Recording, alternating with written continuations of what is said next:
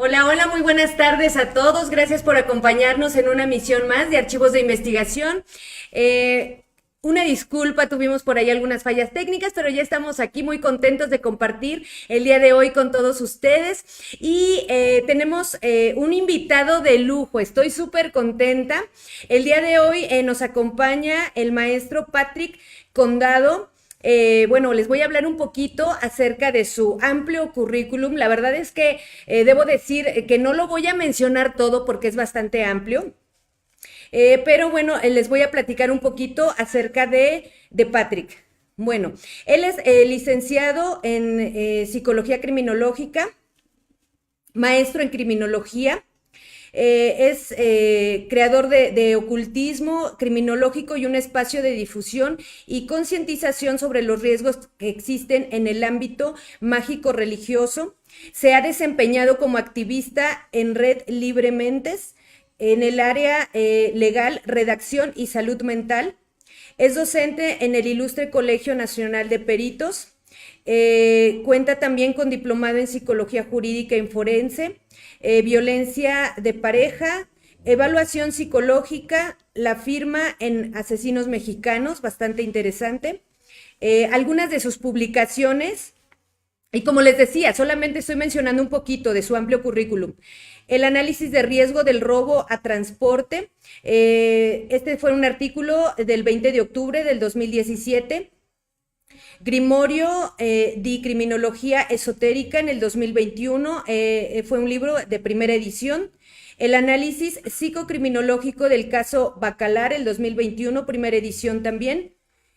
El culto a la Santa Muerte en el narcotráfico mexicano, el 6 de marzo del 2022, esto fue un artículo. Grimorio de Criminología Eriofanológica en el 2022, esta es la primera edición.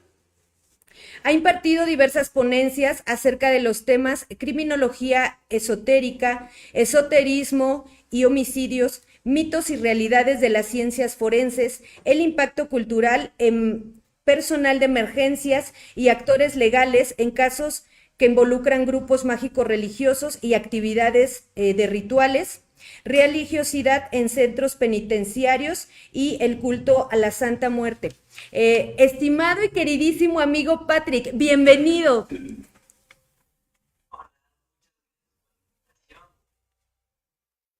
Un gusto tenerte aquí.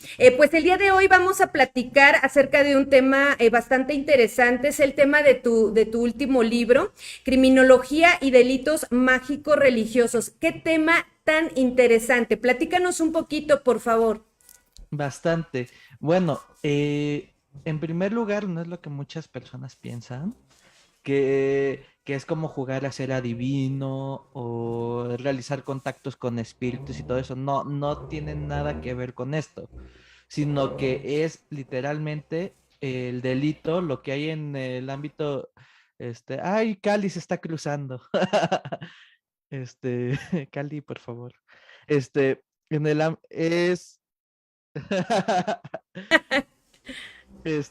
bueno, como te decía, es, es en sí delitos los que están dentro de un código penal, pero que se cometen dentro del ámbito religioso, ¿Ok? porque muchos de estos delitos no son visibles. Por ejemplo, delitos como trata o delitos como fraudes y demás, no son visibles o porque son normalizados. Y entonces, muchas personas, nada más en el nombre de Dios, cometen estos delitos. Qué interesante, Patrick. Qué interesante porque además de todo, bueno, tocamos un punto muy, muy delicado. Esta parte de la religiosidad y que muchas veces la religión cae en estos delitos. En muchas ocasiones las personas se acercan a los cultos religiosos para tratar de buscar una salida a sus problemas, una solución y terminan cometiendo algún delito. Justamente, hay personas que, bueno, yo manejo una tipología de cuatro, que es que nada más el autor sea creyente en esta religión, o que el autor y la víctima sean creyentes, y por eso, bueno, se da la victimización, aunque no se dan cuenta que se está realizando esta conducta, que el autor no es creyente, pero la víctima sí, aprovechándose así de la víctima, o que simplemente el autor no es creyente, pero tal vez lo pueda hacer para encubrir alguna otra cosa, o para ayudar a alguien que sí sea creyente. Entonces podemos ver que hay un amplio espectro en esto, no nada más que, que sea motivado por el pensamiento mágico religioso, o sea, que yo creo y por eso esto me lleva a... Muy bien. Patrick, en este caso, tú que eres un estudioso en esta área, en la materia, eh, es muy grato para mí platicar acerca de tu libro, que justamente, bueno, es el tema que estamos abordando. Y dentro de lo que tú has analizado, dentro todo lo que viene en tu libro, platícanos. Los micrófonos son tuyos. Platícanos acerca de tu libro, platícanos. Ok, este libro trata de brindar las bases científicas de todo esto, por lo mismo de que siento que es una criminología un poco controversial por el nombre, sobre todo al inicio, porque originalmente se llama criminología esotérica, pero esta criminología es, muchos pensaron que era como contactar con la Ouija y demás, a pesar de que la Ouija es un total fraude, pero bueno. Desde allí se nota que no estamos nosotros, los forenses, entrenados, por así decirlo, o educados para comprender este tipo de fenómenos, porque estamos hablando que los estudios sobre la Ouija, que es un fraude, fueron el siglo pasado y hasta la fecha no se da a conocer tanto esto. Entonces, comienza con criminología esotérica, que esta criminología en otros países ya tenía antecedentes, y por eso es que yo decido seguir con este nombre. En Italia, por ejemplo, existen manuales al respecto. En España, las primeras investigaciones que se hicieron en el ámbito, que también surge el término de criminalidad esotérica, victimología esotérica, etcétera. Y en España, de hecho, es donde se hacen las primeras, o de hecho las únicas estadísticas sobre victimidad esotérica. Son las únicas que existen en el mundo, en España, que se hicieron en los 90. Y entonces se abarca esta parte histórica que hay detrás de la criminología hierofanológica, que es el nombre que yo decido. ¿Por qué criminología hierofanológica? La criminología hierofanológica, bueno, en sí es realizar la labor normal de la criminología, que es el estudio de las conductas prosociales, asociales, parasociales y antisociales, y prácticamente todas las condiciones que les propician, y para la prevención. Pero ya el término hierofanológico sale, este, ya, ya este término surge cuando, con un término antropológico que es la hierofanía. La hierofanía, según Mircea Eliade, es toda emanación o representación de lo sagrado, ya sean mitos, leyendas, rituales, música, representaciones, bailes, libros, ropa, amuletos, cualquier cosa que sea considerada como sagrada. Incluso los estudios actuales de antropología de la religión dicen que puede ser la misma tecnología, como podría ser con Apple, que hay muchas personas que les encanta Mac y no pueden no tener algo que no sea Mac. Bueno, pues aquí se podría estar viendo una forma de religiosidad. Y bueno, de ahí sale que sea hierofanológica, porque va a estudiar toda representación de lo sagrado y la criminalidad. Entonces, en resumen, es el estudio criminológico de toda emanación o representación de lo sagrado y su relación con las conductas antisociales y delictivas con la finalidad de prevenirlas. Pero sus estudios, al menos los que yo hago, a veces podrían parecer un poco intolerantes, pero no lo son, porque esta también busca garantizar la libertad de creencia, pero garantizando también que las personas no sean víctimas por un delito. Y esto es lo que, y estos son y estos son los, los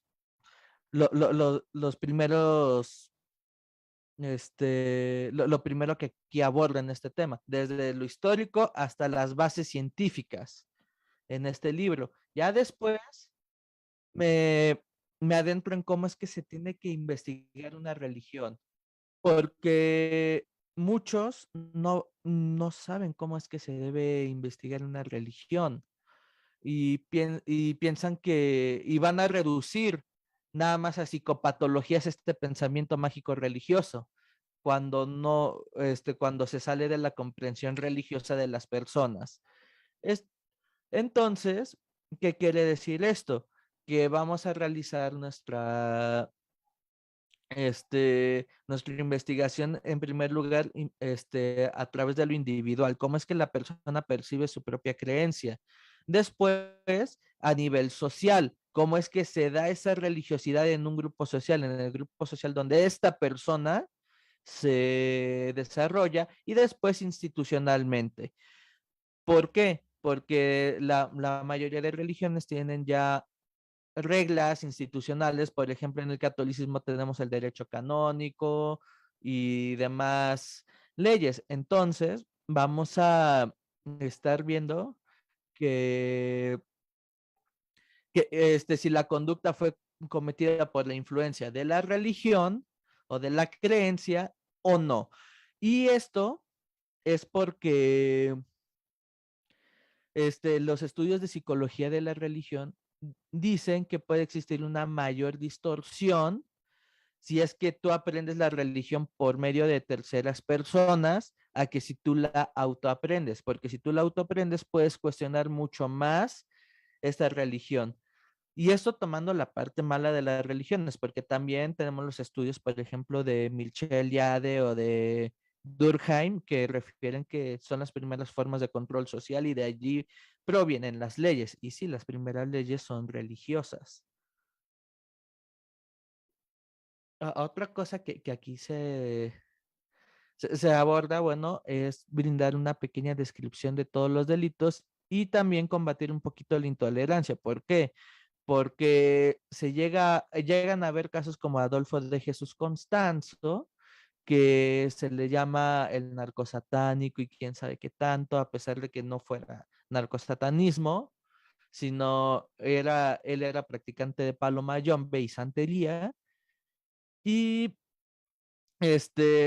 por la misma intolerancia religiosa o el mismo desconocimiento, se creó una mala imagen hacia lo que podrían ser otro tipo de religiones. Muchos dicen que son religiones satánicas, a pesar de que no lo sean, y demás. De hecho, cuando comprendemos el palo mayombe, vamos a ver que no tienen ninguna influencia judía cristiana como para decir que sea satánica. Tampoco se garantiza en este caso que exista, que él haya realizado tantos sacrificios, que le achacan como 34 más o menos, con 34 sacrificios humanos, pero en realidad ninguno se ha podido comprobar.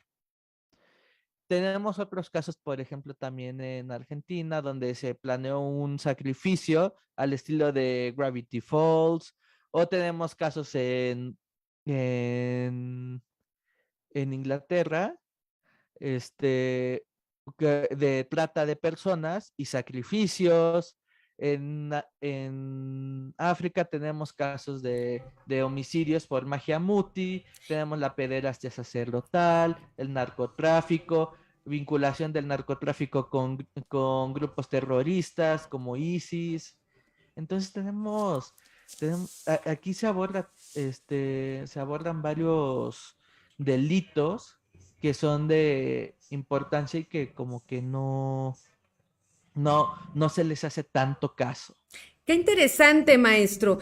A mí me surge una duda. Por ejemplo, digo, es bastante sorprendente de repente lo que llegamos a ver. Digo, creo que la mayoría de nosotros sabemos de todo esto a través de las noticias. Hay algunos casos que ni siquiera salen en los noticieros. Pero a mí me surge una duda. Hablabas ahorita acerca de la víctima.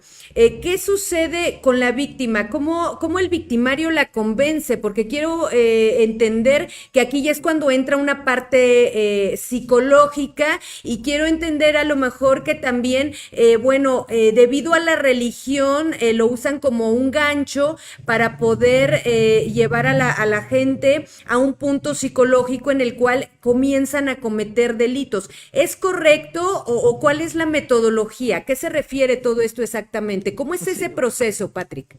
bueno, es dependiendo, porque por ejemplo, en el caso que, este último caso que comentaba de Inglaterra, no existió ninguna forma de adoctrinamiento porque el niño fue secuestrado. Entonces podemos entender que hay víctimas que son secuestradas y que ni siquiera pasan por un proceso de adoctrinamiento, pero otro tipo de víctimas sí pasan por un proceso de adoctrinamiento. Se les descompone, se le llama el cambio psicológico, que trata sobre el descongelamiento de la personalidad, de los conocimientos que ya tenía, y después se implanta la nueva creencia y después se refuerza. Son tres pasos: descongelamiento, la implantación y el recongelamiento. Y entonces, en este caso, la mayoría de víctimas pasan por este adoctrinamiento. De allí nos pueden causar disonancias cognitivas, pueden utilizar hipnosis, anclajes y demás, pero ya serían como que técnicas secundarias, porque las principales son estas. ¿Y qué es lo que sucede? Muchas veces le echamos la culpa a las víctimas, de que es que si sabe que eso es malo, es que si sabe que le va a hacer daño, ¿para qué anda yendo? Pero es por este mismo proceso de adoctrinamiento. Ellas no saben, no son conscientes. Lo que podemos ver, por ejemplo, en el caso de Charles Manson, que, que a él se le imputan los delitos a pesar de no haber cometido ninguno, pero él fue quien adoctrinó a quienes cometieron la conducta. Entonces, aquí sí podemos comenzar a hablar de que él es el responsable y posiblemente sus seguidores no serían responsables por este proceso de adoctrinamiento, esta utopía que vendía y demás. Y es que prácticamente todos estos líderes pintan una utopía. Siempre ellos van a ser quienes te llevan a ser una mejor persona o a mejorar el mundo y demás. Y por ejemplo, en casos de abusos sexuales, sobre todo hacia niños, la técnica que se utiliza es el psicoterror religioso, que es inducir al miedo por medio de las creencias, que en este caso puede ser el demonio, que son unos pecadores y quién sabe qué tanto. Si analizamos la mayoría de modus operandi de los sacerdotes pederastas, por ejemplo, la mayoría va a que están purificando al niño de esta manera. En la mayoría de casos, de hecho, está la película El Quinto Mandamiento, que podemos verla a través de estos ojos, cómo es que no es que él haya aprendido las conductas, sino que existe una disonancia cognitiva, lo que lo lleva a cometer esas conductas. Lo que lo atrae, entonces es pecado y por eso debe morir. Y bueno, es por esto. Y de hecho estas técnicas también las ocupa el narcotráfico para atraer gente. Podemos ver, por ejemplo, el caso del Chapo Guzmán, actualmente, que, que reparten despensas a nombre del Chapo Guzmán para atraer seguidores que protejan a la familia del Chapo y demás. Reparten estas despensas porque ellos te dan, ellos te dan lo que el gobierno no te da o lo que tú no puedes obtener. Entonces, la única paga es que tú des tu vida por él, tal como un líder sectario. Tú tienes que dar la vida por él porque él tiene la verdad, él trae la salvación y entonces podemos ver que todas estas sectas o todos estos grupos giran alrededor de un líder carismático que supuestamente te va a traer, como ya les mencionaba, esta utopía.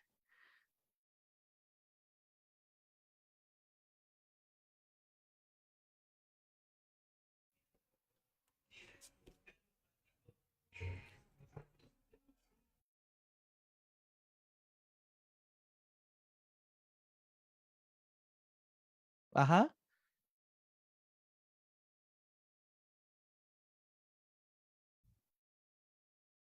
ok.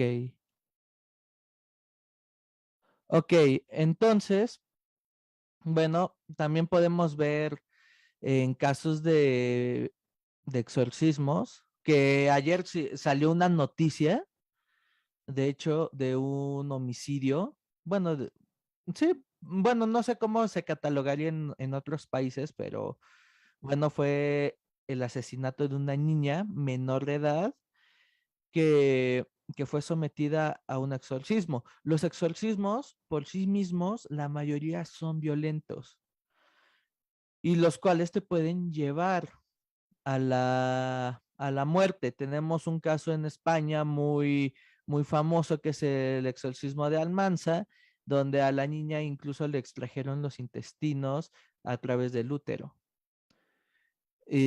Después vamos a ver aquí en México casos eh, de chamanes que supuestamente realizan exorcismos y terminan los niños falleciendo. De hecho, la mayoría de víctimas son menores de edad, son niños, porque por cualquier cosita ya se les anda diciendo que están poseídos, que es obra de Satanás y demás. Aquí tenemos varios casos, en Estados Unidos tenemos otros muchos, solo que en Estados Unidos una gran problemática que se tiene es que las lesiones por un exorcismo pueden justificarse por la creencia religiosa. Aquí en México, por lo que he visto, no se tiene tanta tolerancia a esto, lo cual es bueno, pero a lo que sí se tiene mucha tolerancia es a la pederastia sacerdotal. Pero bueno, en fin, hipotenusa. Pero este, tenemos aquí estos, estos casos donde incluso Norberto Rivera estuvo encubriendo y demás. Y actualmente también en cuanto a los exorcismos, antes de salirme de este tema, este, vamos a ver que, que también estos son inducidos por psicoterror y que también tienen explicaciones, o sea, las supuestas posesiones de entidades tienen explicaciones ya científicas. Hasta la fecha no he visto yo alguna, ni el caso de Annelies Mitchell, que dicen es que sí, porque la poseyeron siete demonios y quién sabe qué. No, no es, no están comprobados. Bueno, no está comprobado que hayan sido posesiones, pero actualmente sí existen explicaciones para poder desmentir esto. ¿Cómo podría ser la glosolalia, que es generar sílabas aleatoriamente y que pueden parecer en algunos casos ciertos dialectos? Si se dan cuenta, la mayoría de supuestos posesiones son dialectos muertos, o sea, que nadie habla. Entonces, ¿cómo van a saber si no es? Y también tenemos los trastornos disociativos, sobre todo ya hay uno que lo explica a mayor profundidad, que es el trastorno de trance y posesión. Lo pueden ustedes revisar en la CIE 11. Y, y así varias explicaciones también relacionadas a la posesión o los visitantes nocturnos, que esto se da en la ufología, que también de allí salen fraudes, suicidios y demás en este ámbito. Y aquí en México también podemos estar viendo, por ejemplo, en el poder eclesiástico, cómo es que se violan hasta del mismo derecho canónico, porque podemos ver cuando Norberto Rivera entró a ser cardenal, cómo lucró con la fe. Y eso está penado por el derecho canónico y aún así siguió. ¿Por qué? Porque gracias a que él tomó el poder de la Basílica de Guadalupe, hubo muchas más riquezas hacia el Vaticano, el Papa Juan Pablo II, quien estuvo defendiendo a capa y espada a Norberto Rivera y demás. Y bueno, detrás de Norberto Rivera hay muchísimos delitos cometidos por la iglesia. Y entonces, bueno, vamos a ver que este es un campo de estudio muy, muy amplio que yo no me doy tanto abasto porque la mayoría de delitos que les he comentado, a pesar de que les traigo ejemplos de otros países, bueno, se cometen también aquí en México. Pero hay otra cosa bastante curiosa aquí, que es la intolerancia religiosa y el impacto cultural, porque me ha tocado ver noticias o comentarios directamente de servidores públicos que dicen, no, es que si trae un tatuaje de la Santa Muerte ya sabemos que es un malandro. Bueno, pues en primer lugar, qué despectivo tu comentario. Y en segundo lugar, no todas las personas que se dedican o que le rinden culto a la Santa Muerte son delincuentes. De hecho, la mayoría no se dedican a la delincuencia. En segundo lugar, si tú ves en un delincuente que existe, que hay, que rinde culto a un culto popular, valga la redundancia, bueno, algo te quiere decir, ¿no? Porque un culto popular es la, la forma en cómo las personas expresan sus necesidades y cómo es que tanto la política, la sociedad y la religión no los cumple. Y entonces desde allí nosotros como criminólogos podemos comenzar a ver sobre la prevención. Ah, bueno, si creen un culto popular, hay necesidades en su comunidad. Vamos a analizarlas y saber qué se puede hacer. Por eso es que yo también aquí promuevo la investigación de campo, no nada más que nos llegue un delito, un caso para investigarlo, sino que nosotros nos metamos a las comunidades religiosas. Esto se le llama investigación ética, no, investigación émica, que es desde adentro. Nosotros vamos, nos metemos a estos lugares donde posiblemente podría haber delincuencia y de allí extraemos información. ¿Para qué nos va a servir esta información? Para poder prevenir la delincuencia, saber qué hacer y no nada más llegar y decir, es que yo creo que con esto se va a solucionar el problema. No, cuando nosotros tenemos esta investigación participante, vamos a conocer en verdad qué es lo que está llevando a las personas a delinquir. Y, y bueno, esto nada más tomando el factor cultural, el factor religioso. Eh, entonces podemos estar viendo, dependiendo de qué perspectiva nosotros tengamos, cómo es que nos puede servir este tipo de investigación. Ya la investigación ética es, por ejemplo, lo que estamos haciendo ahorita, que yo, que ya realice la investigación, lo presento ante ustedes. Eso ya es ético, o a través de un libro y demás. Y esto lo abordo bastante por lo mismo de que existen muchos problemas, y como les dije, estos comentarios que llegué a ver, o por ejemplo otro que fue reciente, no voy a decirle dónde, pero que llegó un cadáver a un CEMEFO, que estaba tatuado. Tenía tatuajes del sigilo de Lucifer, algunos relacionados con los aztecas. Entonces aquí podemos ver que existe un sincretismo religioso con la persona. Y este llegó con un payé. El payé es hueso tallado, de preferencia tiene que ser hueso humano, este, dedicado a San la Muerte, una entidad eh, argentina, que muchos dicen que es lo mismo que la Santa Muerte, pero no, no es lo mismo, porque incluso sus orígenes son diferentes. Y llegó con uno de esos, pero en vez de ser San la Muerte era un demonio. ¿Cuál fue la reacción que tuvieron en ese semáforo? Ah, pues ¿qué hacemos? Ah, no, pues vamos a hacernos una limpia de huevo porque no se nos vaya a pegar algo. Entonces, ahí mismo en las instalaciones se hacen su limpia de huevo, violando el estado laico porque no deberían hacer eso en una institución gubernamental y aparte mostrando estas conductas intolerantes, que incluso también puede ser el impacto cultural, cuando nosotros no sabemos cómo enfrentarnos a culturas que no conocemos. Entonces, bueno, esta es una criminología bastante amplia.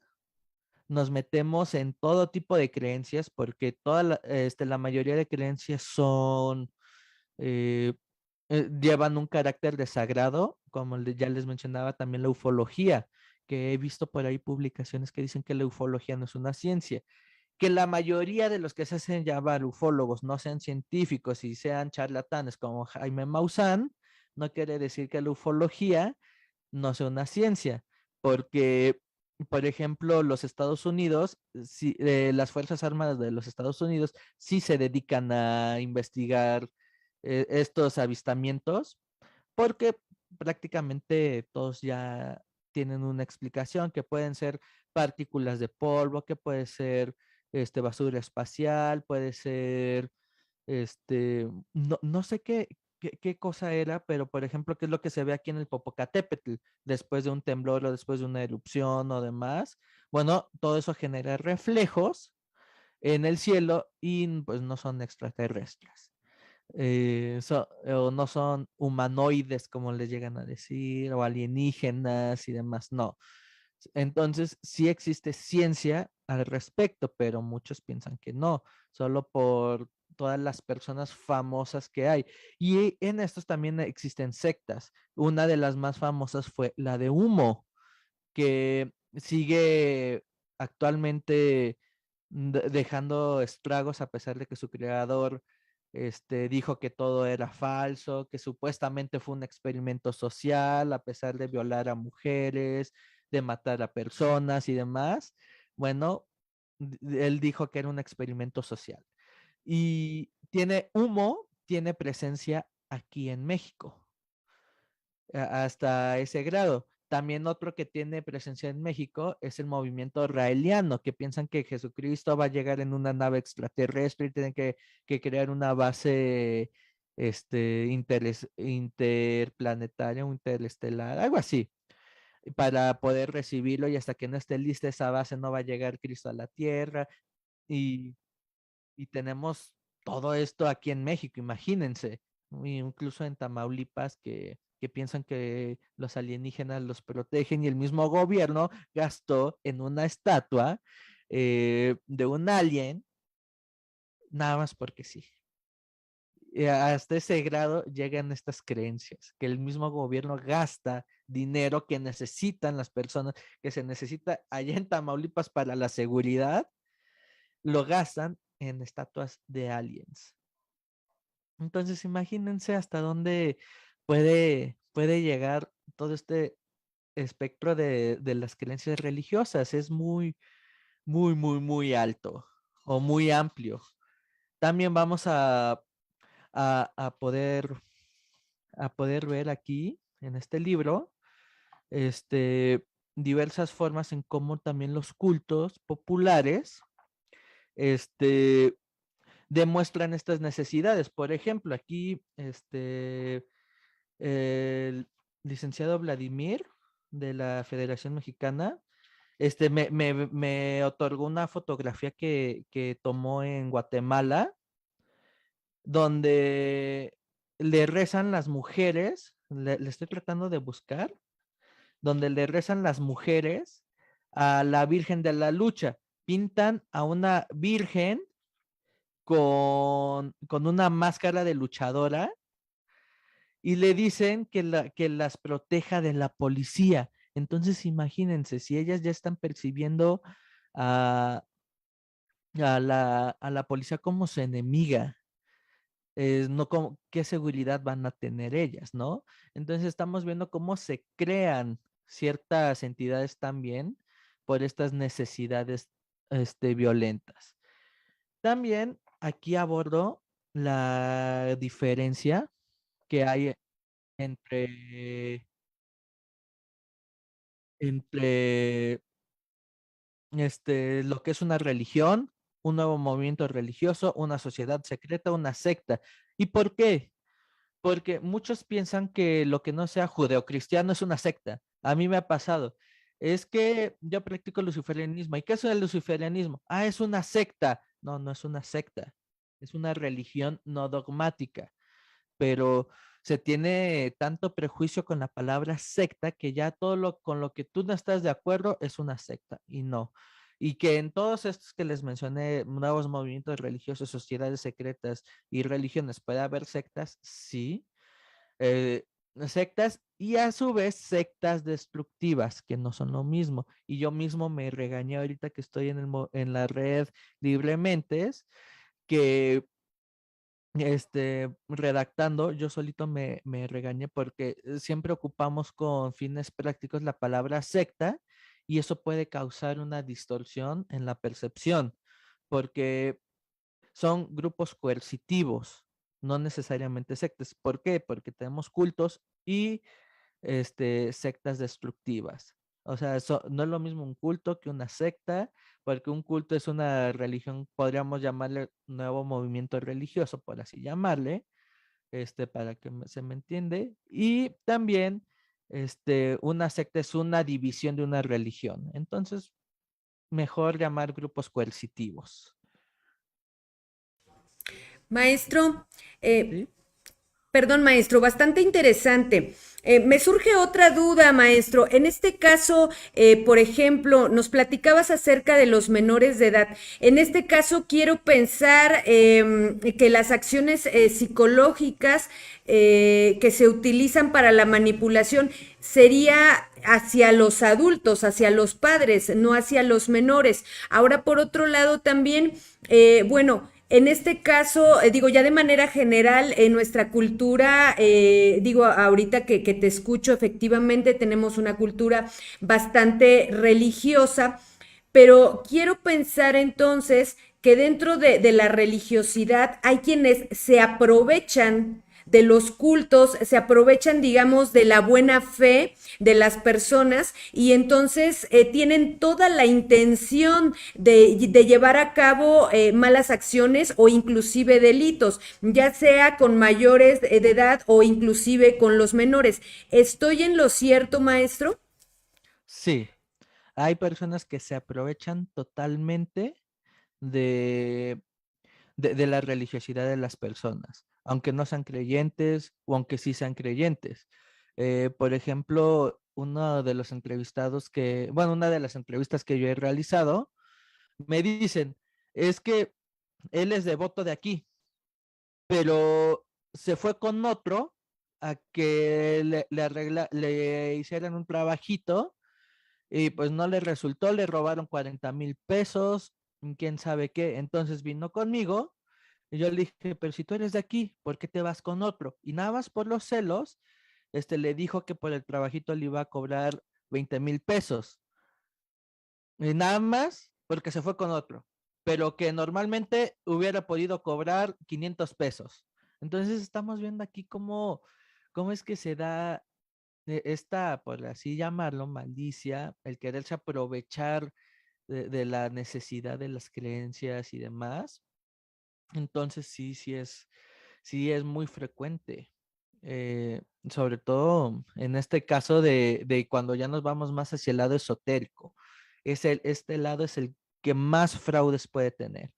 Aunque también, bueno, si nos vamos al tipo penal de, de fraude, bueno, a los tipos de fraude que pueda haber, que es bueno, es aprovecharse de la creencia, evocando espíritus y demás. Ahorita no lo recuerdo textualmente, pero va relacionado a eso. Bueno, también podríamos englobar, yo creo que hasta los sacramentos, ¿no? Porque te cobran por tu creencia, te cobran y si no, no lo puedes hacer. Entonces aquí estamos viendo este lucro con la religiosidad. Si tú me dices que es necesario, pero me cobras y no lo vas a hacer, entonces, ¿qué tan necesario es? Y esto es algo que siempre me gusta, no solo de de las religiones que no estamos acostumbrados, se cometen delitos, también en estas, y es, yo siempre cuestiono esto, hasta dónde un sacramento no es un delito y hasta dónde una limpia sí lo es, o la iniciación en otra religión. Es, es un tema bastante controversial, sobre todo también porque tenemos leyes que protegen las creencias y lo que hace más complicado el estudio de estas. Entonces, no sé si tengas otra preguntita. Sí, maestro, estoy asombrada con todo lo que comentas. Digo, vivimos envueltos justamente en cuestiones religiosas. Digo, todos, sobre todo aquí en nuestra zona, de repente nuestra cultura, pues bueno, que el Día de la Virgen, que el Día de los Santos Patronos, digo yo por mencionar algún tipo de culto, ¿no? Pero existen muchos otros, como bien nos mencionabas. Entonces, bueno, en ese sentido, de manera general, nosotros estamos inmersos dentro de esta cultura religiosa. Sin embargo, no nos damos cuenta de los alcances que se pueden tener. Estas personas que hacen mal uso, como bien mencionabas, con toda la intención, pues bueno, se aprovechan. Sin embargo, ¿qué es lo que sucede en la sociedad? Porque, bueno, se ha sabido de muchos casos, pero la sociedad continúa. O sea, ¿qué es lo que sucede? ¿Por qué como sociedad seguimos, a pesar de que se nos hace conciencia, a pesar de que sabemos lo que está sucediendo, por qué seguimos pegados a los cultos? Y digo, lo digo con mucho respeto a cualquier tipo de cultos, digo, solo quise ejemplificar, sin embargo, me refiero de manera general a cualquier tipo de cultos. Platicabas también acerca de las sectas, entonces, bueno, nos decías, es que si, como ejemplo, ¿no? Es que si tú ya sabías para qué vas, exactamente, esa es la parte que yo no comprendo, maestro, ¿no? Porque de repente suceden cosas, de repente se dan cuenta que esas cosas no son correctas, que están atentando contra su persona o contra su integridad física y lo siguen haciendo. ¿Qué es lo que sucede? ¿Por qué este comportamiento en la sociedad, maestro? Bueno, yo no soy psicoanalista, no soy psicoanalista para nada, pero en Tótem y Tabú, Freud habla un poco sobre creencias primitivas. Y si nos vamos hacia ahí, sí podría tener razón en esa parte, porque las religiones nacen como tal, como una forma de explicación del mundo, a pesar de que no se les conoce como religiones en otras culturas y demás, este, son formas de explicación del mundo que no llueve, entonces hay un dios del agua y entonces yo le tengo que pedir lluvia.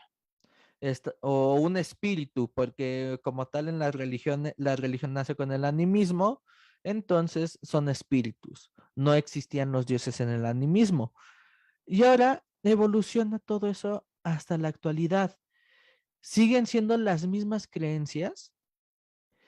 Quiere decir que este pensamiento mágico religioso te brinda algo. Y sí, porque también existen estudios que dicen que te puede ayudar a la salud, la religiosidad propia, no que recen por ti, que recen por ti incluso está hasta comprobado que te hace más daño, pero que tú tengas esa fe te puede ayudar. Porque quién sabe cómo, todavía no se demuestra cómo funciona el cerebro en ese aspecto, pero te puede ayudar. Entonces, basados en que te puede ayudar y en que es nocivo, pues vámonos al adoctrinamiento de las personas. A nosotros nos enseñan que tenemos que seguir una religión, que porque el Dios es todopoderoso y demás. Llámese la religión que sea, se nos enseña eso. Incluso a personas que no se les enseña una religión por allí, todavía tienen esa entradita. Entonces, eliminar eso es muy complicado. Y bueno, esta criminología como tal no es de eliminar la religiosidad ni nada, porque eso también está muy anticuado, el querer eliminar y decir que sin religión habrá paz mundial y todo eso, no. Eso también es erróneo.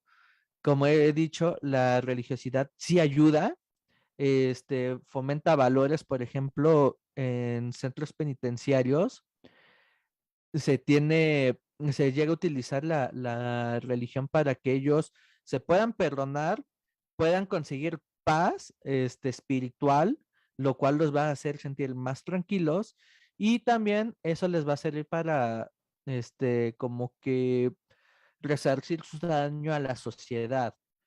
Entonces, sí podemos ver eso. A mí me lo platicaba una amiga que no sé si esté viendo esto, cómo es que ella también llegó a abordar esto donde ella está y sí les ha servido un poquito a las chicas, a las mujeres privadas de libertad. Entonces, bueno, podemos ver que sí llega a funcionar un poco la religión, pero bueno, vamos a lo mismo, sigue siendo un arma de doble filo. ¿Por qué siguen creyendo? En primer lugar, por tradición. En segundo lugar, por adoctrinamiento. Actualmente, por ejemplo, este año o el año pasado, un obispo en Tijuana decía que a los niños se les tiene que adoctrinar, aunque no comprendieran. Y bueno, eso los hace proclives a ser víctimas, los pone en riesgo, porque si no comprende, entonces puede llegar cualquiera y realizar cualquier delito con base a la religiosidad. Entonces, este adoctrinamiento desde niños es muy peligroso, pero, oh sorpresa, las Naciones Unidas lo apoyan. Entonces, sí es algo bastante complicado, porque desde pequeños nos inculcan una religión. Maestro, en ese sentido, por ejemplo, ¿cuál sería una posible solución? Bueno, me queda claro que es un patrón de conducta cultural. Sí. Entonces, bueno, como bien mencionabas, lo vamos aprendiendo desde la infancia y de hecho pasa de generación en generación. Ahorita que estabas platicando vino a mi mente un recuerdo, justamente cuando va a ser, por ejemplo, el Día del Santo Patrono, ¿no? Y de repente te dicen que van a hacer el rosario en tu casa y entonces yo no entendía, cuando yo era niña no entendía, ¿no? Pero mi mamá decía, ¿sabes qué? Vamos a adornar y llenábamos de flores y papel porque iban a traer al santo y yo no entendía. Actualmente creo que soy la oveja negra de la familia porque yo ya no hago eso, ya no recibo al santo en mi casa, me voy a ir al infierno. Pero bueno, a mí me lo inculcaron de esa manera. Entonces, me queda muy claro que sí son patrones de conducta que vienen desde la infancia. Digo, yo me voy a ir al infierno, pero varias de mis hermanas se van a ir al cielo porque ellas sí reciben al santo patrono, ¿no? De hecho, me invitan y me dicen, oye, vente al rosario y todo. La verdad es que no es lo mío. Entonces, en ese sentido, ¿cuál sería un posible inicio del cambio? ¿No? Porque me queda claro que son patrones de conducta que vienen desde el hogar. Sin embargo, ¿cuál sería un pequeño cambio y cómo se impulsaría dentro de la sociedad? Y qué consecuencias tendría? Porque además, como bien mencionabas, desde toda la vida, desde siglos pasados, desde siempre, ¿no? Porque si nos vamos a culturas, no sé, por llamar los aztecas, como bien referías, bueno, estamos hablando del sol, estamos hablando de la luna, etcétera, ¿no? Diferentes dioses. Entonces, hemos ido evolucionando, pero solamente les hemos cambiado el rostro a nuestros dioses, ¿no? Porque seguimos con lo mismo, o sea, realmente no ha habido un cambio como tal, solo los hemos ido transformando. ¿Qué consideras tú que podría ser el cambio? En primer lugar, cuestionar. ¿Por qué? Se nos enseña que el sacerdote es el único que tiene el poder y tiene toda la palabra. Y digo sacerdote haciendo referencia a todos los ministros de culto, no nada más a uno católico o de alguna religión, a todos los ministros de culto, pero es más fácil decir sacerdote. Entonces, este, lo que ese sería un primer gran paso. No estoy diciendo que cuestiones tu religión, sino a quien te le esté enseñando, porque cada uno le da su interpretación. Yo tengo, por ejemplo, un amigo sacerdote que, pues, también no está de acuerdo con lo que dicen otros. Y entonces desde allí tenemos que ir, cuestionando. Si entre mismos sacerdotes no están de acuerdo, imagínense la sociedad. Entonces, lo primero es cuestionar. Después, ahora sí, vámonos a cuestionar a la institución. Actualmente se ha dado mucho que de la deserción católica, por ejemplo, por este mismo cuestionamiento, porque se han dado cuenta muchas personas de los fraudes que hay, de los delitos que se cometen, de que muchas veces nada más persiguen el dinero y demás, pero se van a otras religiones que persiguen exactamente lo mismo. Y allí es donde por qué lado te están tirando a ti. Por ejemplo, tenemos la teología de la prosperidad, que es la que manejan los grupos evangélicos, que te venden, que ellos te van a dar dinero y te van a solucionar toda tu vida terrenal y quién sabe qué. Bueno, eso también hay que cuestionarlo, porque ¿cómo es que lo están consiguiendo? Pues te están utilizando a ti. Te están utilizando a ti. Entonces, eso, no te digo que cuestiones la existencia de un Dios, cuestiona al ser humano. Desde allí vamos a poder comenzar cuestionando al ser humano y después tratando de, pues, tomar lo que uno considera correcto. De por sí se hace, eso lo hacen todos. Por eso es que podemos ver actualmente el sincretismo de que yo ocupo mi pulserita roja para el mal de ojo, que sí tengo aquí a mi Jesucristo, pero a la vez tengo un elefante de jade, o tengo mis gnomos ahí, o cositas así, porque vamos tomando lo que más nos conviene. Y bueno, pues esa sería una buena forma también. ¿Qué es lo que te va a llevar? No a que pienses que todo es obra de Satanás o que todo es obra de Dios, sino a ser mejor persona. Porque eso sí, la mayoría de religiones te piden que tú debes sufrir para ser mejor persona. Y no, tampoco tiene que ir de la mano con el sufrimiento. Entonces, eso es lo que yo diría. Sobre todo, cuestionar.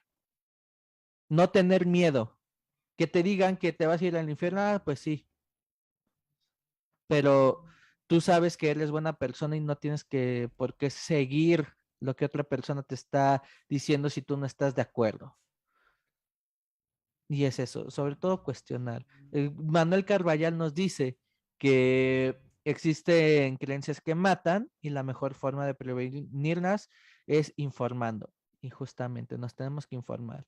Yo, por ejemplo, si quiero enseñarle religión a un niño, vale, pero también háblenle de otras para que vaya abriendo su panorama, para que no sea intolerante, para que no piense que su religión es la única, la verdadera y demás. Si incluso el mismo Papa ha mencionado que no es la religión verdadera el catolicismo, que no es la única religión verdadera, sino que todas las religiones son caminos para acercarse a Dios, bueno, pues entonces desde ahí nos está abriendo él la puerta, ¿no? Para seguir cuestionando y formar también una religiosidad a nuestra medida, a pesar de que él diga que no está a favor de.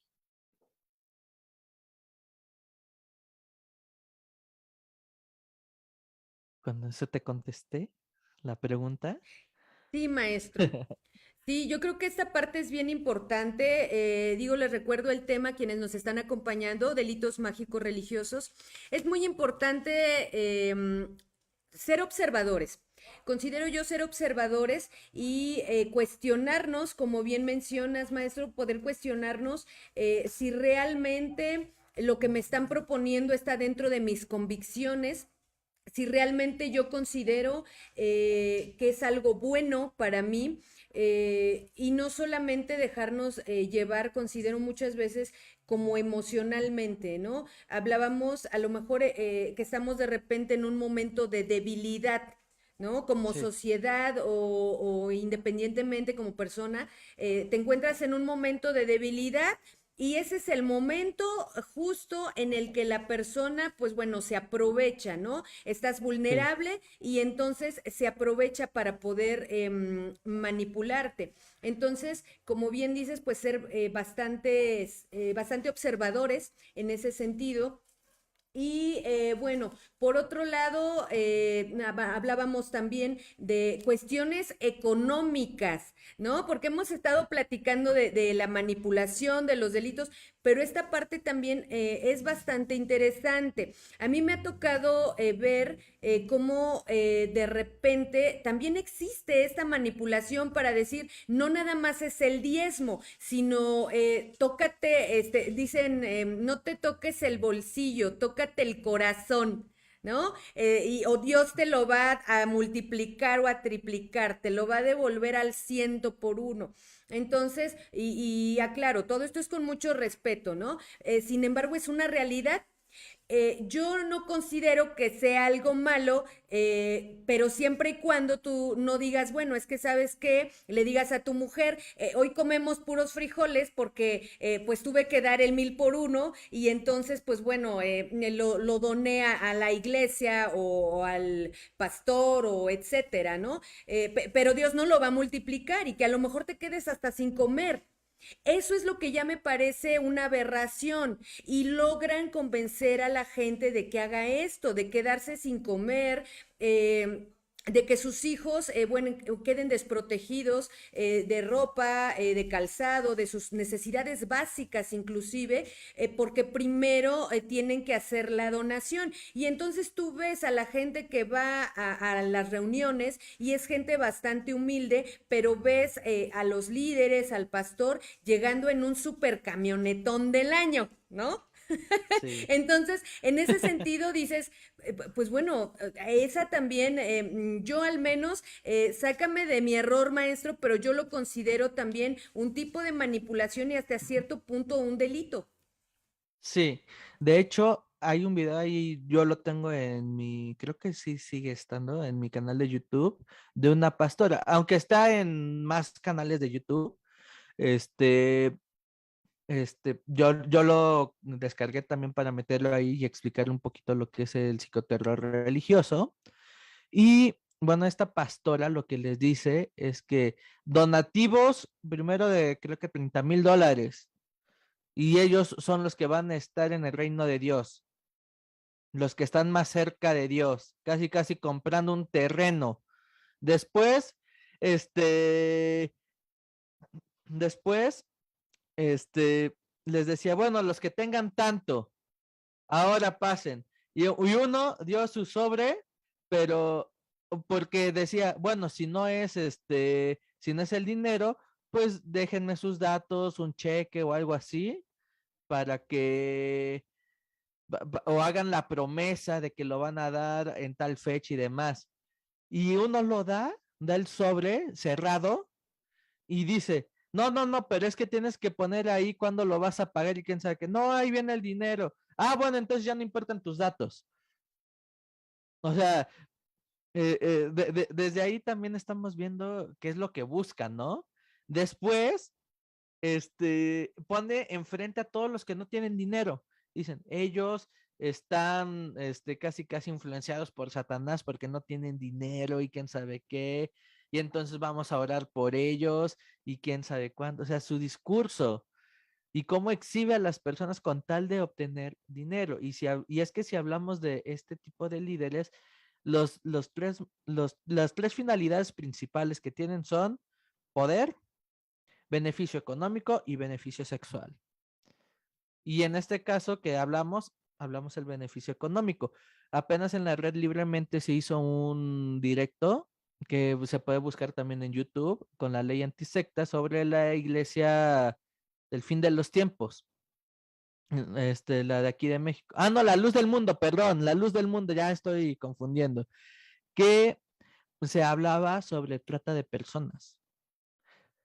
¿Por qué? Porque no se le paga a las personas que construyen los templos ni nada. Las ocupan diciéndoles que así van a estar más cerca de Dios. Entonces, allí estamos hablando de trata, porque es esclavitud y su única paga es Dios, no tiene sentido. Y entonces, bueno, aquí también podemos ver la otra cara de este lado económico. Mientras ellos se enriquecen, porque obviamente las élites de esa iglesia tienen bastante dinero, otras, otras no, las personas que están abajo no tienen nada. Y, y pues aún así se les adoctrina para defender a Nazón Joaquín de los abusos sexuales a niños. Imagínate qué tan feo está esto. Esa parte, esa parte, maestro, es delicadísima. Yo hace un momento te preguntaba, o quiero entender, los primeros que acceden a este tipo de cuestiones o de delitos sexuales con los menores, pues son los papás, porque Sí, ellos son quienes los llevan. Quiero pensar que como referías, quiero pensar que les dicen es que tu hijo tiene a Satanás, tu hijo tiene al demonio y entonces le vamos a hacer un ritual y es cuando los convencen. Pero en este caso, ¿cómo pueden convencer a los padres que hagan ese tipo de cuestiones con los menores de edad, inclusive sacrificios, porque llegan hasta ese grado, ¿no? De decir, no tiene, quiero pensar, ¿eh? Me han contado, no tiene salvación y entonces hay que hacer un sacrificio y los padres acceden. sí, es que aquí vamos a la misma parte del psicoterror religioso, porque yo te digo, no, de hecho, si te das cuenta, el discurso religioso sobre el demonio es muy ambivalente, porque te dicen que él es el que te va a castigar. Y entonces, si dices, bueno, si fui malo en vida, por así llamarlo con una dicotomía de bien y mal, aunque yo no estoy tan de acuerdo con con esos términos, pero bueno, para fines más prácticos, si yo soy malo, entonces me va a castigar. Entonces, pues, su labor es buena. Pero entonces, ¿por qué me andan diciendo que entonces él me va a estar seduciendo, él me va a estar haciendo quién sabe qué, quién sabe cuánto? Y entonces, esta misma disonancia cognitiva que causa la creencia en el demonio es la que lleva a que sean víctimas. Porque yo, no, saliéndome un poquito de esto de los niños, por ejemplo, lo mismo sucede con las limpias. Es que energías negativas, y es lo mismo. O sea, si no es un demonio, es una energía negativa, pero lo podemos ver en diferentes partes en diferentes culturas, interpretado de diferentes formas. Y entonces es este psicoterror que te meten, que si no lo haces no vas a tener un buen trabajo, si lo haces vas a traer el anticristo y vas a ser una persona malvada y quién sabe qué.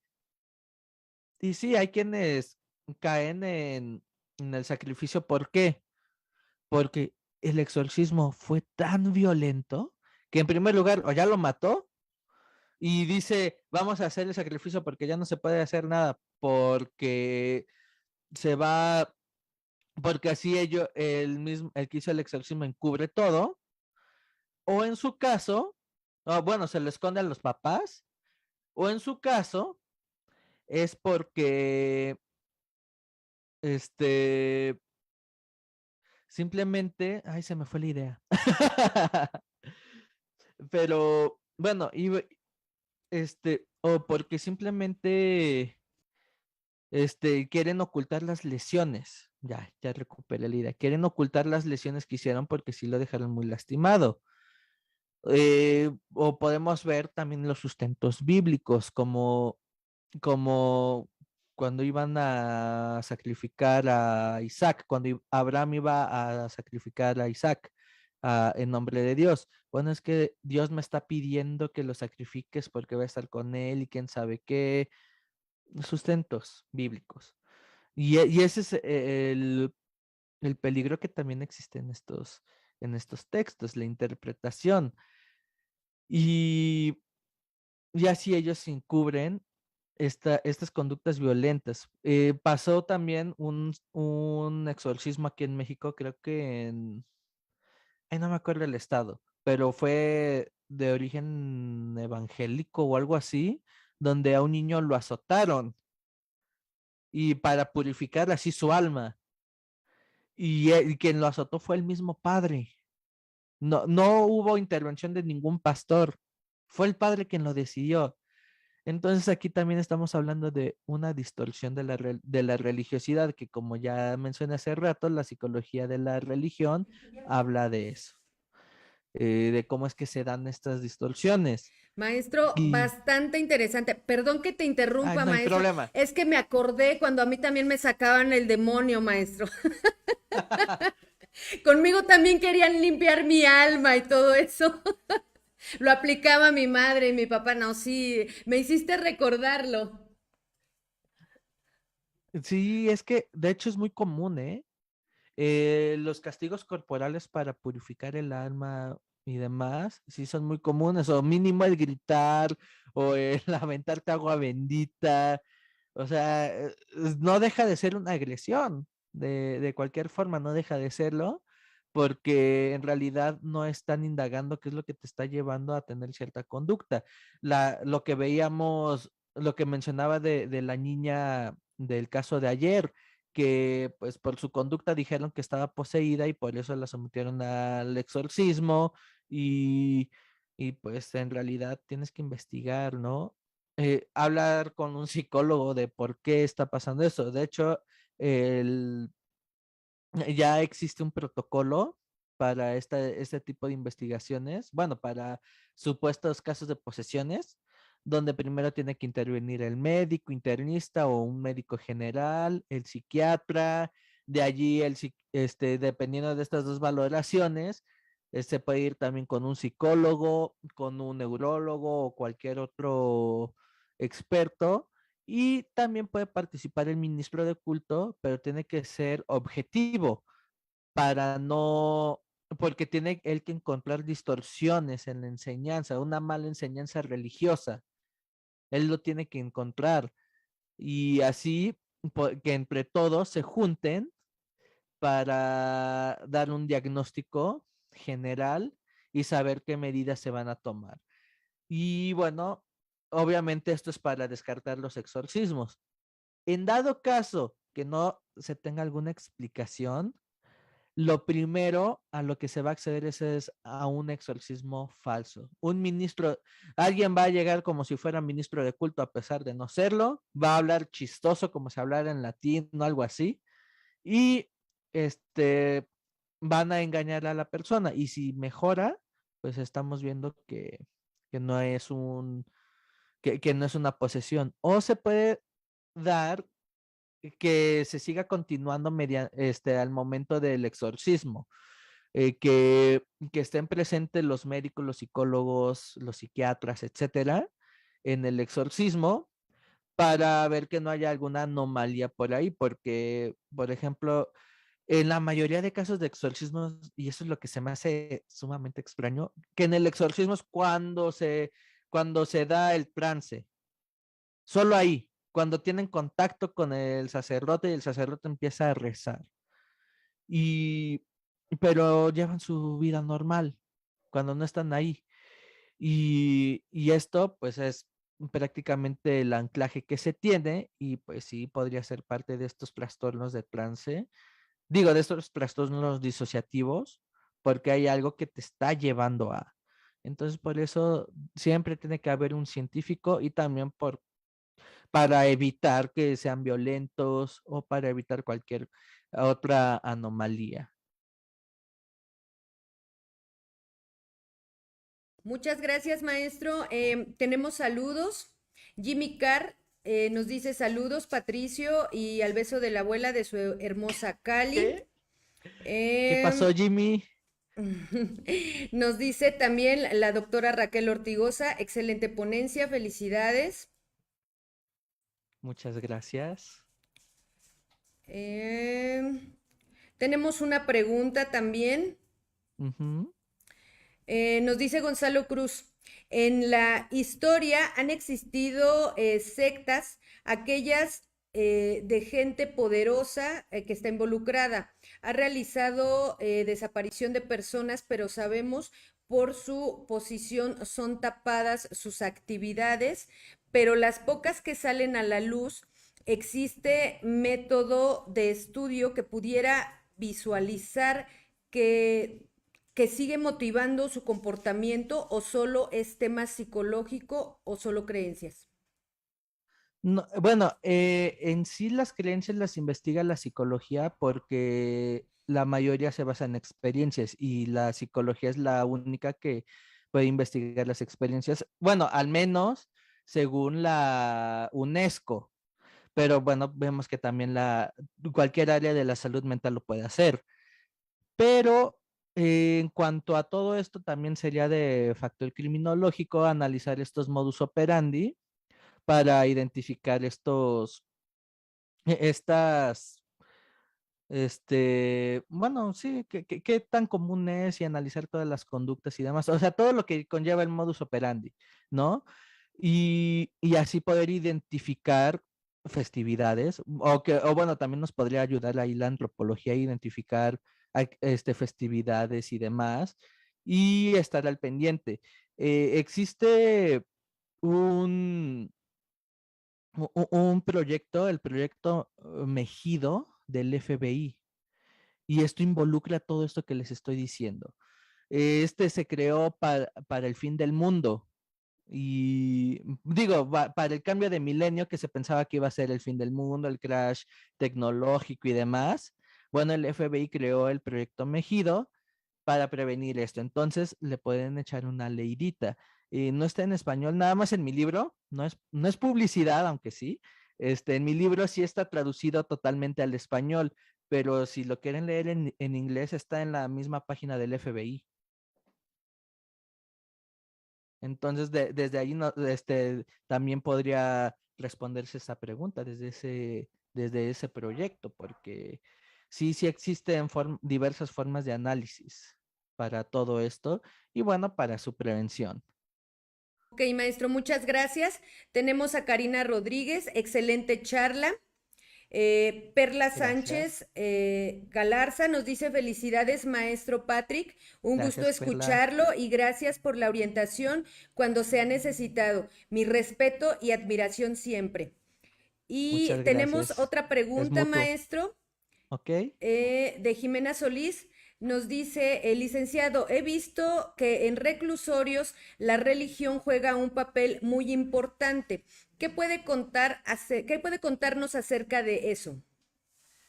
Que, bueno, ya como mencionaba hace un momento, puede servir para que las personas privadas de su libertad puedan como que generar esa paz con ellos mismos, una paz espiritual, a lo mejor si la llevamos a un ámbito psicológico, una paz psicológica que a lo mejor ellos piensan que es con Dios y bueno, sí les puede servir, pero como he mencionado, tiene dos caras la religión y ya sea que unos van allí a evangelizar para que cuando salgan se unan a sus comunidades religiosas y allí dejen todo su dinero, o también se puede comenzar a aprender ya cómo usarla para encubrir cosas.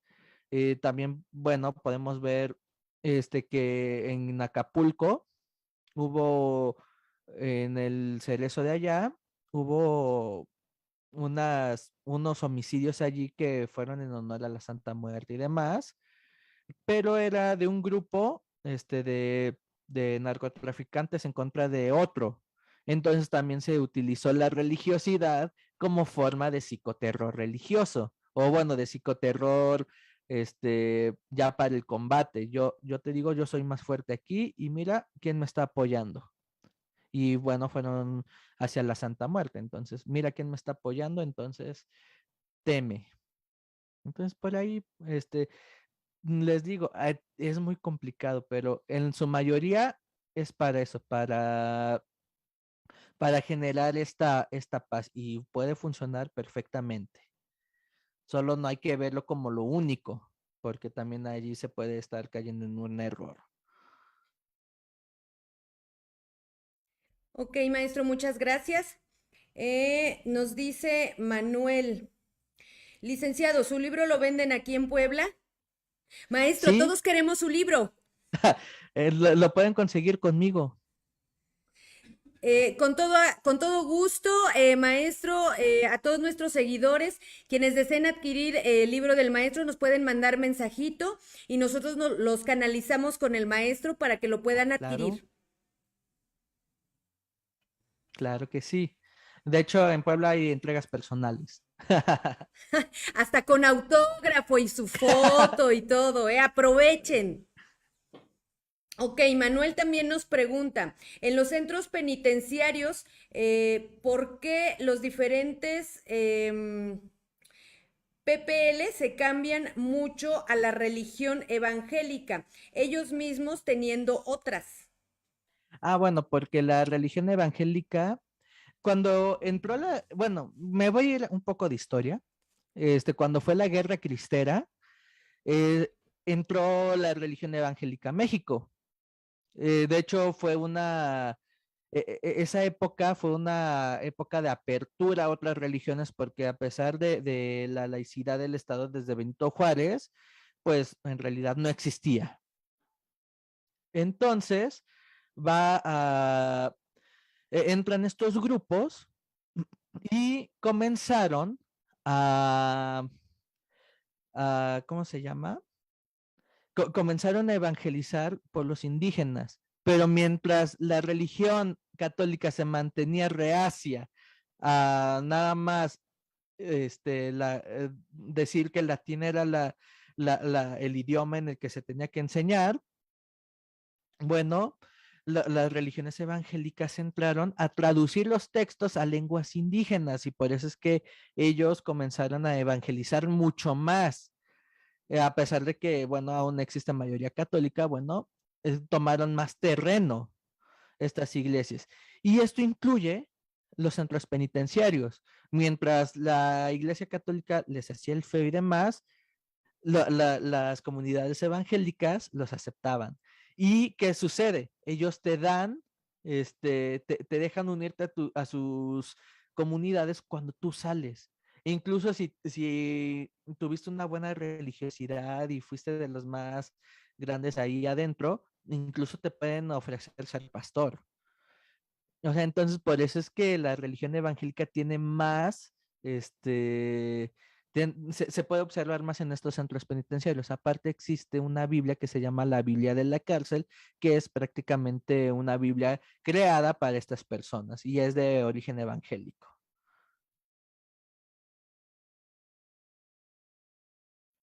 Maestro, qué interesante. No sabía que existía esta Biblia. Me dice que es de origen evangélico. En este Sí. caso, dentro de lo que es su estudio criminológico, ¿por qué hacer una Biblia exclusiva para la gente que se encuentra en el reclusorio? ¿Cuál es el objetivo que tiene? Porque sus necesidades no son las mismas que una persona que esté en libertad. Ellos necesitan encontrar un cobijo de otra manera porque no pueden estar con sus seres queridos y demás. Entonces, por eso es que se crean estas Biblias. Yo no la he podido conseguir, estoy buscándola. Por ahí encontré páginas que antes tenían el PDF y ya no está y, y demás. Entonces, si alguien sabe dónde la puedo conseguir, por favor, hágamelo saber. Pero sí está más enfocada a las personas privadas de libertad, para que consigan ese cobijo que necesitan. Aparte de que yo creo que está redactada de una manera más simple, por lo mismo del nivel educativo que podrían tener y así hacerlo más accesible a cualquier persona. Ok, maestro, en este sentido, dicen piensa mal y acertarás. En este caso, ¿tiene esta Biblia como uno de sus objetos también la manipulación de las personas o el control de las personas que se encuentran dentro de un reclusorio? Bueno, eso sí no sabría contestarlo porque te digo, yo no he leído esa Biblia, la quiero conseguir, pero sí, sí, y no. Tal vez dependiendo del grupo evangélico que vaya, porque como hay grupos que sí quieren apoyar y hay por ahí pastores buenísimos que sí ayudan y demás, también los hay que los que nada más quieren andar sacando dinero. Aquí, yo conozco una comunidad cristiana que nada más se dedica a fabricar pastores para eso, para sacar dinero. Entonces, sí se tiene que tener mucho cuidado, con eso y saber cuáles son los objetivos, a qué comunidad pertenece el pastor que va allí a evangelizar y demás. Pero bueno, te digo, en este caso, en la Biblia en concreto, no sabría decirte. Ok, maestro, muchas gracias. Perdón, maestro. Mucho interés por su libro. Eh, Nos pregunta Perla que si se hacen entregas a Nayarit, porque la doctora Raquel y Perla quieren su libro con autógrafo, póster y todo, maestro. Sí, sí se hacen en envíos a toda la República y a otras partes del mundo. Contáctense con nosotros y con mucho gusto vamos a hacer el enlace para poderles hacer llegar los libros con autógrafo, póster y todo. ¿Sale? Tenemos también a Janet. Nos vamos con la última pregunta. Nos Ok. dice Janet, ¿por qué es importante la religión dentro de una cárcel? ¿Cómo afecta y cómo beneficia? Bueno, creo que ya medio expliqué por qué es importante, porque les ayuda a generar ese perdón. A lo mejor ellos no se pueden perdonar y bueno, la religiosidad los lleva a perdonarse o a lo mejor a que ellos se sientan un poco más limpios. Y bueno, de los riesgos que más hay es que sí pueda conducirlos a ser víctimas de alguna secta. Eso sí que sí. Ya sea, llámese el culto a la Santa Muerte, que también, de hecho, se hizo bastante grande el culto a la Santa Muerte en México gracias a estos lugares. Este, también podría ser alguna religión católica, evangélica, lo que sea, te puede llevar a ser víctima. Ese es el riesgo, por eso es que digo, siempre hay que cuestionar. Obviamente las autoridades no se pueden meter ahí, tanto por lo mismo de la laicidad del Estado, la libertad de creencias, pero bueno, al menos a lo mejor en el acompañamiento psicológico se podría abordar un poquito la religiosidad para que ellos puedan ahí estar cuestionando. De hecho, bueno, en mi libro abordo una técnica que es para abordar la religiosidad sin prejuicios y así podernos guiar. Creo que y ahí, Perla, no sé si le haya servido porque se le envié, porque la necesitaba y bueno, sí es una técnica bastante funcional. Muchas gracias, maestro. Altamente recomendable su libro, bastante interesante. De nueva cuenta, los invito a que se pongan en contacto con nosotros para generar el vínculo y que puedan recibir su libro con autógrafo y póster gratis. Entonces, bueno, acérquense a nosotros. Pues, maestro. Maestro, muchísimas gracias por la participación en un programa más de archivos de investigación. Un verdadero honor, un gusto. No sabe cuánto disfruté esta charla, maestro. No, al contrario, yo soy el agradecido. Muchas gracias por la invitación y a todos por su atención, sus preguntas, su interés y demás. Entonces, pues, el agradecido aquí soy yo. Maestro, muchísimas gracias y esperamos tenerlo más adelante en un programa más de archivos de investigación. Eh, Le digo también a nuestro público que nos acompaña, muchas gracias, de verdad muchas gracias por acompañarnos en cada edición. Quienes deseen adquirir su constancia con valor curricular, ahí en la parte de abajo de la pantalla aparece el número de WhatsApp para que se puedan dirigir con nosotros y solicitar su constancia. No se la pierdan, de verdad, tener una constancia del colegio, pero sobre todo de una ponencia que haya dado el maestro Patrick, no cualquiera, por favor, no se la pierdan. Y bueno, no me resta más que mis agradecimientos, maestro, a nuestro público y por supuesto al Instituto Mexicano de Ciencias Forenses y Humanistas, IMCIFO, que siempre nos acompaña, Perito Argentina, saludos Argentina, Colombia y España, que también siempre nos acompañan. A la Ilustre Sociedad de Jurisconsultos Méxicos y Juris, muchas gracias también. Y a nuestra amiga, la loca poeta forense, amiga, muchas gracias. Bienvenida a la familia de nueva cuenta. Muchísimas gracias. También los invitamos. Chicos, a que estudien con nosotros, tenemos inscripciones abiertas, contamos con licenciatura en Derecho, en Criminalística y Criminología, licenciatura en Pedagogía y licenciatura en Psicología. De igual manera, ahorita tenemos inscripciones abiertas para nuestro diplomado en Criminalística de Campo y diplomado en Documentos Cuestionados con el excelente profesor Murillo, que también lo tuvimos aquí en Archivos de Investigación. Entonces, bueno, quienes hagan referencia de que tuvimos promoción aquí en nuestro programa, se van a llevar su primera inscripción sin costo alguno, totalmente gratis, refiriendo que estuvieron en la transmisión de este programa el día de hoy. Entonces, bueno, de igual manera les pido por favor para que se pueda realizar la inscripción sin costo, que nos manden mensaje en la publicación y que digan yo quiero mi inscripción sin costo alguno y le vamos a dar seguimiento con todo gusto. Bueno, pues no me resta más que de nuevo agradecerles, que pasen una excelente noche y nos vemos en nuestro siguiente programa de archivos de investigación. Y recuerden, estudien con nosotros y cambien su vida. Los esperamos. Hasta luego. A ti que buscas flexibilidad para comenzar tu bachillerato o licenciatura, una modalidad que se adapte a tus necesidades para que avances a tu ritmo. El Colegio Multidisciplinario y Ciencias Forenses México es tu solución.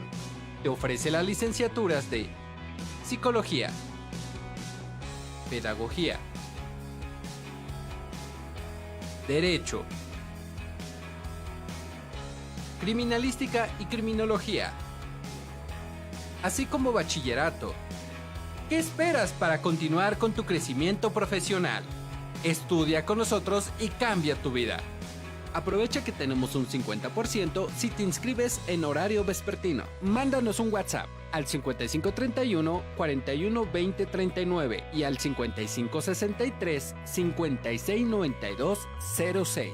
Inicio de clases 14 de mayo 2022. ¡Inscríbete ya!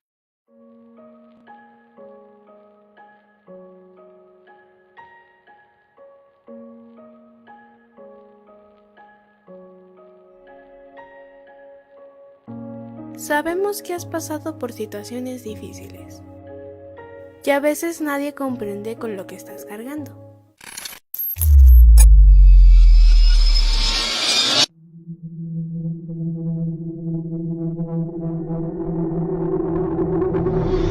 No temas por regresar a clases. Juntos saldremos adelante.